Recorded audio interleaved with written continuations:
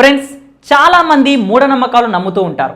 వాళ్ళు ఆ నమ్మకాలను ఎందుకు నమ్ముతున్నారో వాళ్ళకు కూడా తెలియదు. అసలు మూఢనమ్మకాలంటే ఏంటి, ఆ మూఢనమ్మకాలు మనిషి నమ్మడానికి గల కారణాలేంటో ఇప్పుడు తెలుసుకుందాం. Come on friends, let's begin this show. మూఢనమ్మకాలు నమ్మడానికి గల కారణాలు. ఒక విషయాన్ని ఎందుకు నమ్మాలో కూడా కారణం తెలుసుకోకుండా నమ్మే నమ్మకాన్నే మూఢనమ్మకం అంటారు.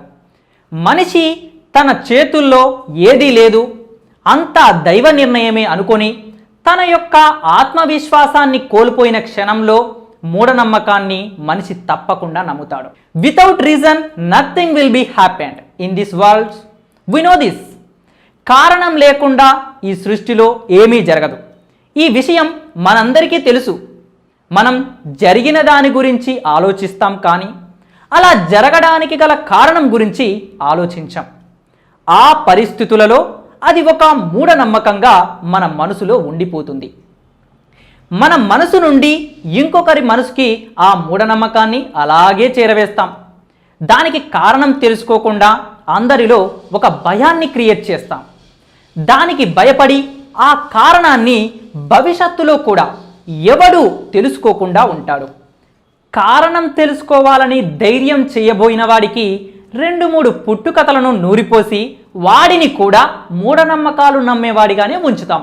ఫర్ ఎగ్జాంపుల్, మనకు ఒక నీడ కనపడింది, కానీ మనిషి కనపడట్లేదు అంటే అది ఒక దయ్యంగా భావించి అటువైపుగా వెళ్ళడమే మానేస్తాం.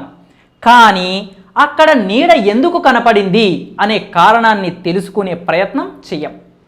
అలా తెలుసుకోవాలని వెళ్ళేవాడికి అటువైపుగా వెళ్ళిన 2-3 నీలాంటోళ్ళే చచ్చారు అని 2 కథలను పుట్టించి చెబుతాం. వాడు కూడా వెళ్ళి తెలుసుకోవడానికి భయపడతాడు.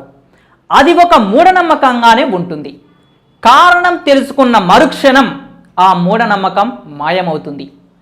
ఇంతవరకు దయ్యాన్ని చూసినవాడు లేడు, దేవుణ్ణి చూసినవాడు లేడు. వాడు చూశాడు, వీడు చూశాడు అన్ని పుట్టించిన కథలు విన్నవాడు తప్ప. కొన్ని మూఢనమ్మకాలు ఇలా ఉంటాయి. తుమ్మితే అశుభం, రంగురాలు ధరిస్తే అదృష్టం, నల్లపిల్లి ఎదురుపడితే అశుభం, నిప్పులపై నడవడం, ఉపవాసం, జాతకాలు, న్యూమరాలజీ, బల్లి మీద పడితే ప్రాణగండం, గుడి చుట్టూ ప్రదక్షిణలు, దేవుడు కోరిక తీరుస్తాడని ఎదురు చూడటం. ఇలా పనికిరాని మూఢనమ్మకాలు మనకు చాలా ఉన్నాయి. వీటిని ఎందుకు నమ్ముతున్నారో నమ్ముతున్న వాళ్ళకే కారణం తెలియదు.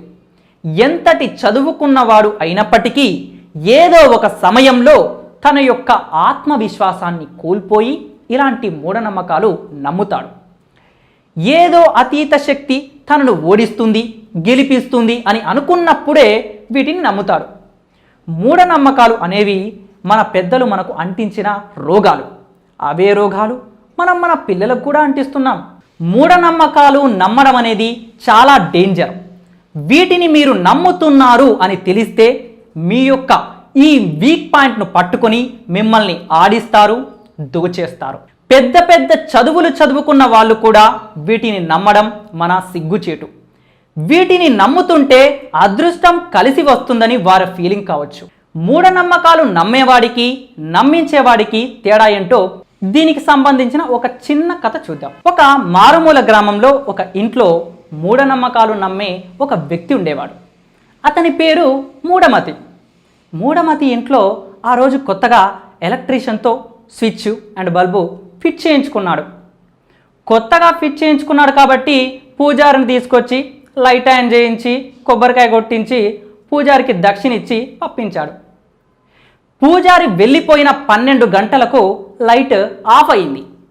మూఢమతి లైట్ ఆఫ్ అయినందుకు కొద్దిసేపు బాధపడ్డాడు. కొద్దిసేపటి తర్వాత స్విచ్ ఆఫ్ చేసి స్విచ్ ఆన్ చేశాడు. లైట్ ఆన్ అయింది. మూఢమతి సంతోషపడ్డాడు. మళ్ళీ 12 గంటలు గడిచిన తర్వాత లైట్ ఆఫ్ అయిపోయింది. మూఢమతి వెంటనే స్విచ్ ఆఫ్ చేసి ఆన్ చేశాడు. లైట్ ఆన్ కాలే. కొద్దిసేపు దేవుణ్ణి ప్రార్థించాడు. 5 నిమిషాల తర్వాత మళ్ళీ లైట్ ఆన్ అయింది. మంగళవారం రోజు సుమారు 6 గంటలు బల్బు వెలుగలేదు. మూఢమతికి భయం కలిగి పూజారిని మళ్ళీ పిలిపించి జరిగిన విషయమంతా పూజారికి వివరించాడు. పూజారి వెంటనే పూజ జరిపించాలన్నాడు. పూజారి కరెంటు వచ్చేంత వరకు పూజ చేశాడు. బల్బు వెలిగింది.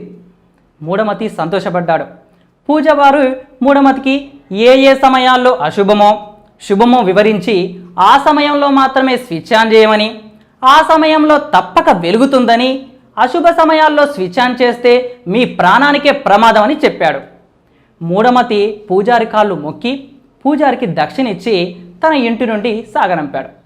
తరువాత రోజు నుండి మూఢమతి పూజారి చెప్పినట్టే శుభ సమయాల్లో మాత్రమే స్విచ్ ఆన్ చేయడం ప్రారంభించాడు. మూఢమతి స్విచ్ ఆన్ చేసినప్పుడల్లా బల్బు వెలిగింది. మూఢమతి సంతోషంగా ఉన్నాడు. దాన్ని ఒక మూఢనమ్మకంగానే మూఢమతి నమ్మాడు. ఈ కథలోని నీతి ఏంటో ఇప్పుడు తెలుసుకుందాం. గొర్రె కసాయివాన్ని నమ్మినట్లు మూఢనమ్మకాలు నమ్మేవాడు ఎప్పుడూ మూఢనమ్మకాలను నమ్మించేవాడినే నమ్ముతాడు. మూఢమతి ఎలక్ట్రీషియన్తో స్విచ్ అండ్ బల్బు ఫిట్ చేయించుకున్నాడు. వాటికి ఏదైనా ప్రాబ్లం వస్తే ఎలక్ట్రీషియన్ దగ్గరికే కదా వెళ్ళాలి, కానీ వెళ్ళలేదు. పూజారి దగ్గరికి వెళ్ళాడు. పూజారి మూఢమతి వీక్ పాయింట్ని పట్టుకొని ఆ ఊళ్ళో కరెంటు వచ్చే సమయాన్ని శుభ సమయంగా, కరెంటు రాని సమయాన్ని అశుభ సమయంగా చెప్పి శుభ సమయాల్లో మాత్రమే స్విచ్ ఆన్ చేయమన్నాడు. మూఢమతి గుడ్డిగా పూజారిని నమ్మాడు, కానీ లైట్ ఆన్ కావడానికి ఆఫ్ కావడానికి కారణం తెలుసుకోలేదు కాబట్టి అది మూఢనమ్మకం. అదే ఎలక్ట్రీషియన్ను పిలిస్తే వాడు కారణం చెప్పి కళ్ళు తెరిపించేవాడు. అది ఒక మూఢనమ్మకంగా మిగిలేది కాదు. నెక్స్ట్, జాతకాలు. తన భవిష్యత్ ఏంటో తను చూసుకోవాలని ప్రతి ఒక్క మనిషికి ఉంటుంది. ఇది మనిషి యొక్క వీక్ పాయింట్. ఈ వీక్ పాయింట్ని క్యాచ్ చేసుకొని చాలామంది జాతకాలు చెప్పేవాళ్ళుగా తయారవుతారు. మనిషి యొక్క భవిష్యత్తును చెప్పే శక్తి కానీ, ఆ భవిష్యత్తును మార్చే శక్తి కానీ మనిషికి లేవు. ఆ శక్తి మనిషికి ఉంటే ఆ వ్యక్తి జాతకాలు చెప్పుకొని బ్రతకడు. ఈ ఒక్క విషయం మన మనసులో ఉంటే చాలు. తుమ్మితే అశుభం. 2 సార్లు తుమ్మితే మన ఇంట్లో కరెంటు పోయినంత మాత్రాన ప్రతిసారి తుమ్మితే కరెంటు పోదు.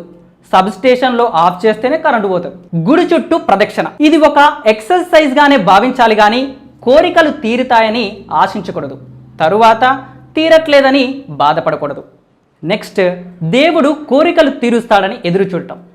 ఏ దేవుడు నీ కోరికలు తీర్చలేడు. నీ కోరికలను నువ్వే తీర్చుకోగలవు. దేవుడు కోరికలు తీరుస్తాడని ఎదురు చూస్తూ సమయం వృధా చేయకు. ఇలాంటి మరెన్నో మోటివేషనల్ వీడియోస్ కోసం మన ఛానల్కి సబ్స్క్రైబ్ చేసుకోండి. Thank you for watching. Don't forget to subscribe. Knowledge garage ఇచ్చట అన్ని వీడియోలు చేయబడును.